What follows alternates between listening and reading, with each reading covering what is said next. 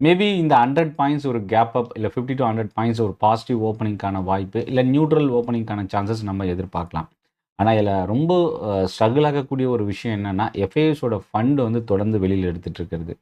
ரூ. 5,688 கோடி அளவுக்கு நியர்லி வெள்ளிக்கிழமை மட்டும் எஃப்ஐஎஸ் வந்து ஃபண்ட வெளியில எடுத்திருக்கிறாங்க. டிஏஎஸ் ரூ. 5,843 கோடி அளவுக்கு ஃபண்ட் பம்பிங் பண்ணியிருக்கிறாங்க. பட் இந்த அளவுக்கு வந்து பார்த்தீங்கன்னா, ஒரு பக்கம் ஃபண்ட் வெளியில எடுத்துட்டு இருக்கிறது, இன்னொரு பக்கம் மார்க்கெட்குள்ள ஃபண்ட் வர்றது, இது எல்லாமே வந்து பார்த்தீங்கன்னா, ஸ்டில் ஒரு ஸ்டேபிள் மார்க்கெட் கண்டிஷன் இப்போதைக்கு இல்லன்றத தான் நம்ம பார்க்க முடியுது. ஸோ எஃப்ஐஎஸோட சைட்ல எப்போ பையரா ஒரு ஸ்ட்ரெங்தன் சப்போர்ட் குடுக்குறாங்களோ, மார்க்கெட் மறுபடியும் ஒரு பவுன்ஸ் பேக்கான ஒரு ஆரம்ப கட்டமா நம்ம பார்க்கலாம். பட் அது ஒரு நாள் பையரா டர்ன் ஆகுறாங்க. அதுக்கப்புறம் தொடர்ந்து ஒரு வாரம் செல் பண்ணிட்டு இருக்காங்க. இதுதான் நடந்துட்டு இருக்கு. வெயிட் பண்ணி பார்க்கலாம். இந்த வாரம் பாசிட்டிவ் சென்டிமென்ட் எஃப்ஐஎஸோட சைட்ல இருக்கா அப்படின்றத.